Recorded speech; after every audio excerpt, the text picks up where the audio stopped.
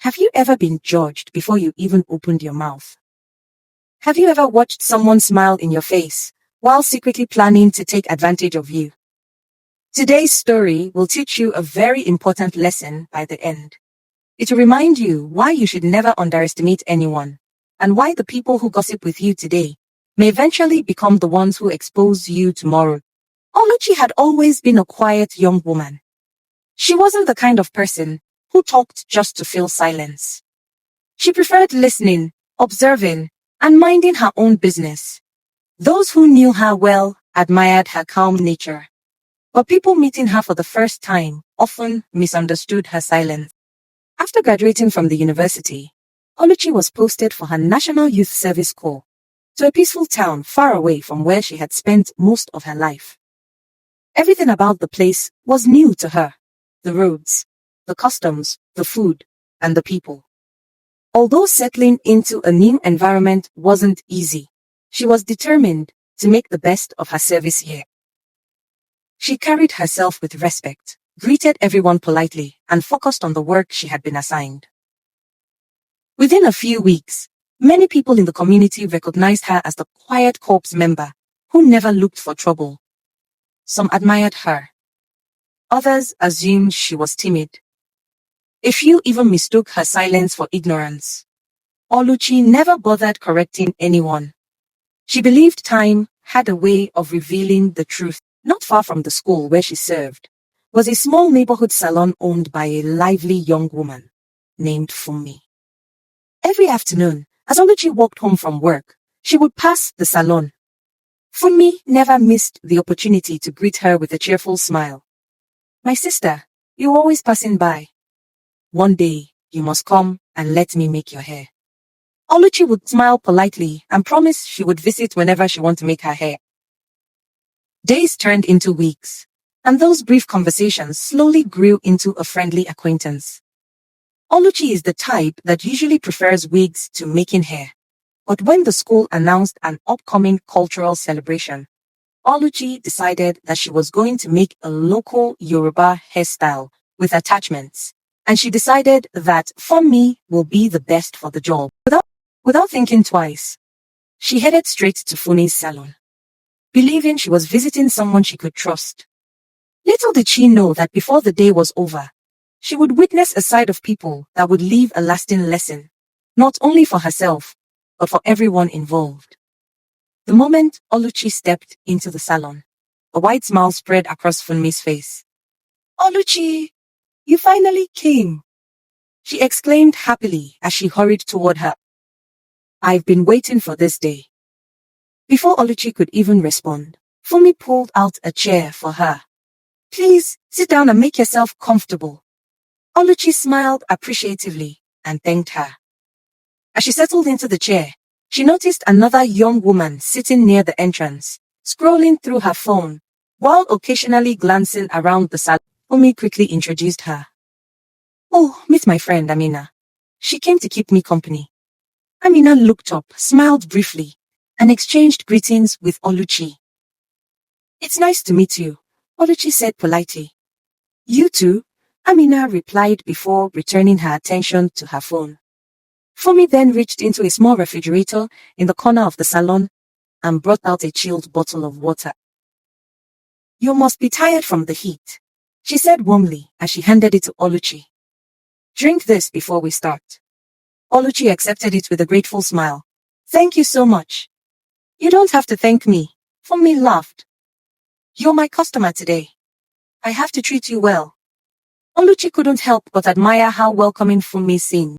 The salon itself wasn't very big, but it was neat and lively. Hair products were arranged carefully on the shelves, several hairstyles decorated the walls, and soft music played quietly in the background. For a moment, everything felt peaceful. After discussing different hairstyle options, Oluchi eventually chose neat knotless braids that would last for several weeks. Funmi nodded confidently. "That's a beautiful choice. It will fit you perfectly." She brought out the attachment, arranged her combs neatly on the table, and wrapped a styling cloth around Oluchi's shoulders before beginning. As Funmi carefully parted Oluchi's hair, She chatted casually in English. She asked about NYSC, how Oluchi was adjusting to the town, and whether she enjoyed teaching at her place of primary assignment. Oluchi answered politely, though, as always, she kept her responses short. A few minutes later, Amina walked over and sat on the empty chair beside Funmi. The two friends exchanged a quick glance before their conversation gradually shifted away from English. They began speaking in Yoruba. At first, they spoke about the customers who had visited earlier that morning, and a supplier who had delayed delivering hair products.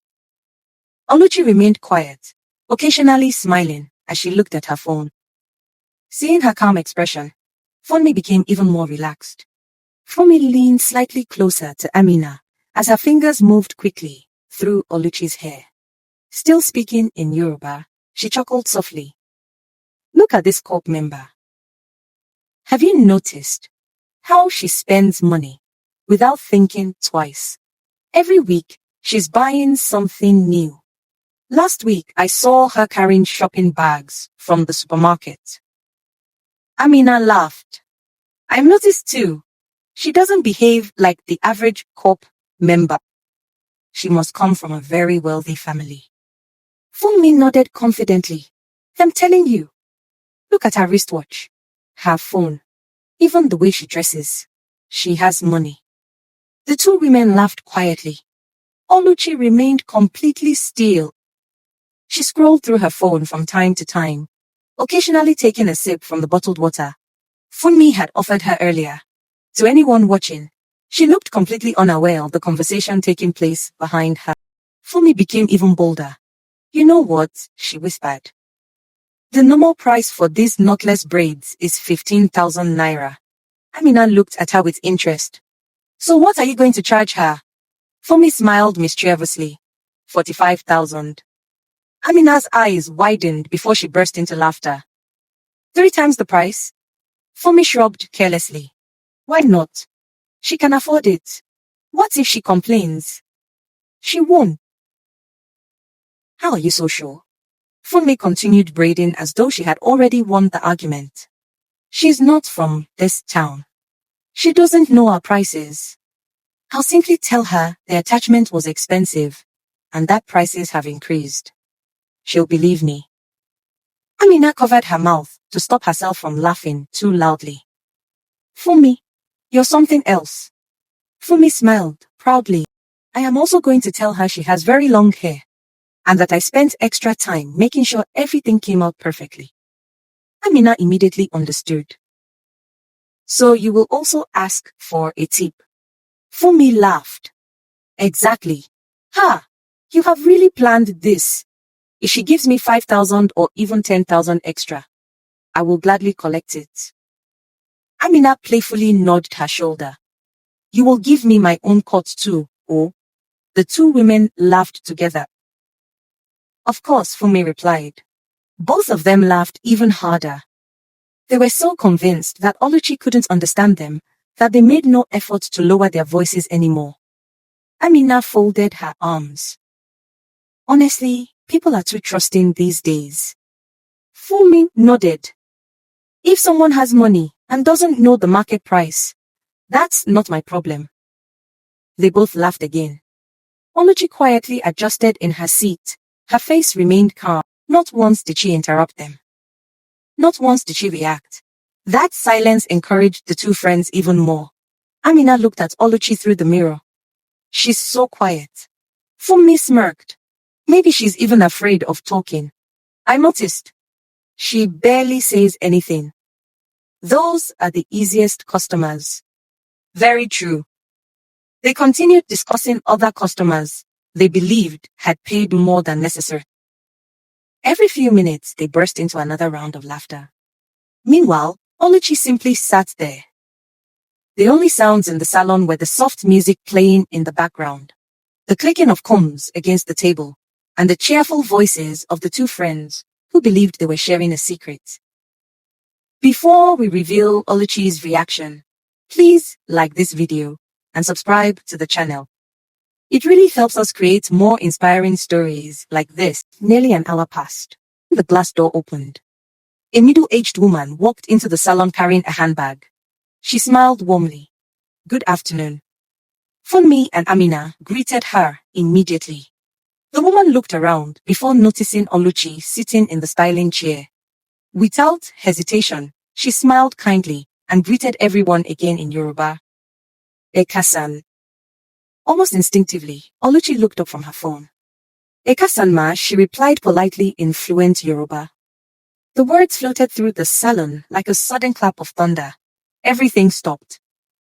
Funmi's hands froze in the middle of braiding. The comb slipped slightly from between her fingers. Amina slowly turned her head toward Oluchi. Her smile disappeared. The customer herself looked pleasantly surprised by Oluchi's fluent response and smiled back before taking a seat.